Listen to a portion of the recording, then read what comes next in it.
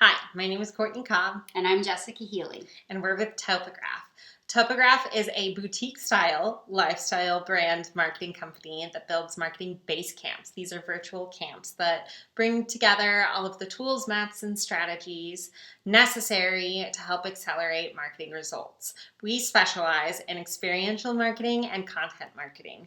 This is episode 2 of our video series that delves into some of the most common questions we get as marketing people, plus a few of the tips and tricks that we have picked up along the way of our 20 years of combined experience. And we will also showcase a few of our favorite brands and some of the people behind those brands. But today we are going to talk about not so fun. Wah, wah. The post-traumatic feel after the event is complete. Yeah, so what sparked this concept for us, why we even wanted to talk about it? So recently I was thinking back to one of my favorite college experiences. I went to film school and we had this killer opportunity to have a guest speaker. It was Stacy Peralta with Pal Peralta come in and actually speak to our class.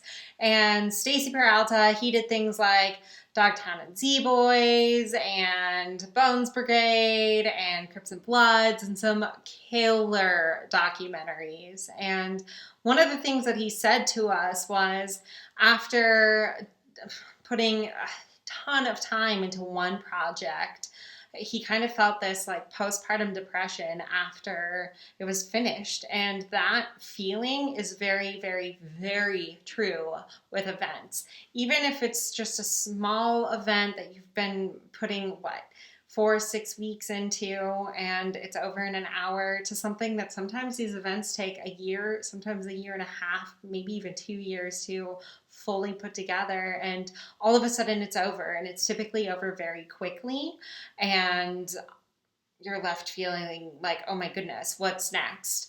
That oomph is gone, your adrenaline dies down, and you're just like, meh, what's next?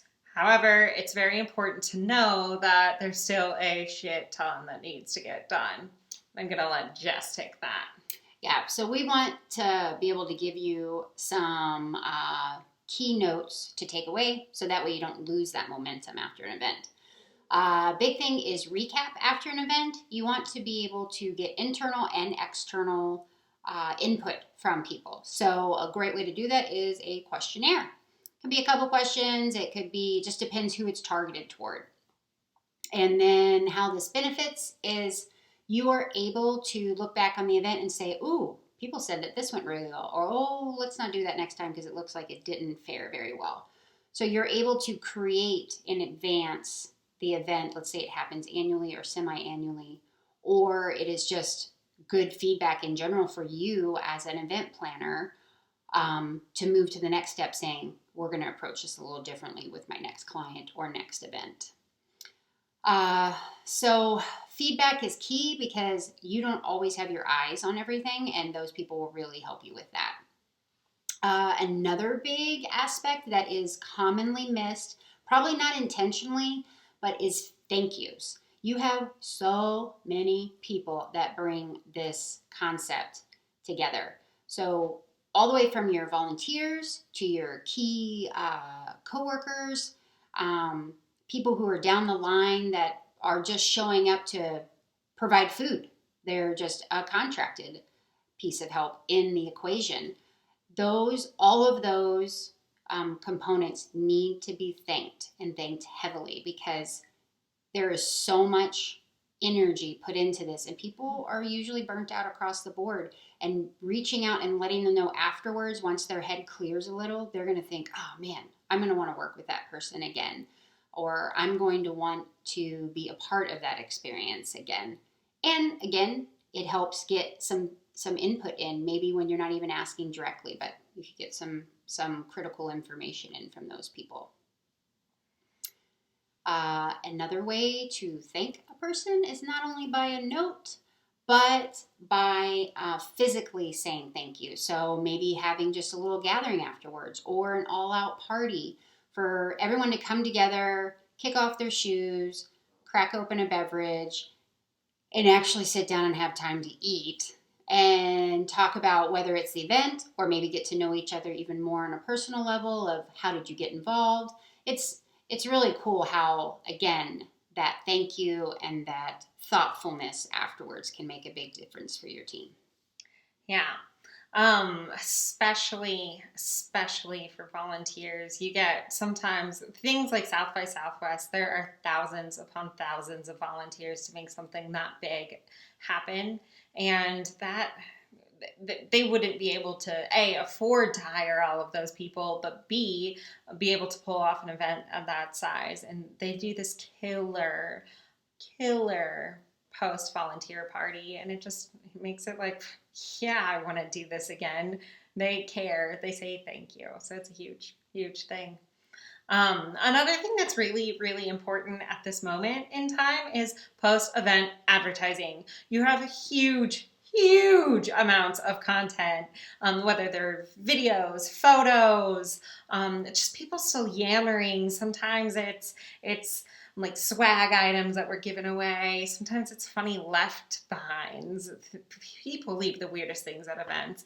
And there's this huge opportunity to get those types of things, depending on the stuff left at an event, in front of the consumers, in front of the people. But also, not every single person can make it to an event, especially if it was only like a 20, 30, 40 person event. If you have a very good post-event marketing campaign, you're going to reach and touch a ton more people and showcase that experience. Even though they weren't there, they can still feel it. They still understand the point of it, and they still understand why your brand put it on. Plus, it could get them hyped to come to other events you do, or if this is an annual thing, get them to come back the next year.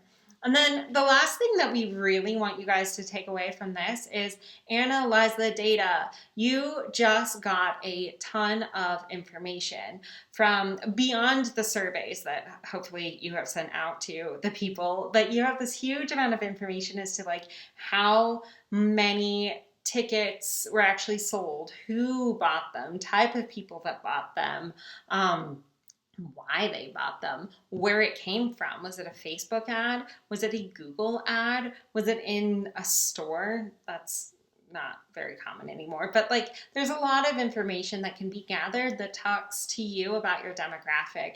Sometimes this just solidifies who your actual demographic is, but sometimes it gives this huge opportunity to explore a completely different one. If you are selling, weird example, if you're selling a ton of bras and only dudes are showing up at this event, you probably realize that you are A, throwing the wrong type of event, well, depending on your company, but B, maybe that's who you should be advertising to instead of all the women that aren't clearly buying the bras. Their boyfriends are, or their husbands, or just guys that like to buy bras. Who knows? So it's a killer opportunity for you to analyze the data and help create more campaigns in the future that are very specifically targeted. Well, that's all for now. Yes. We hope you take this information and it helps you out.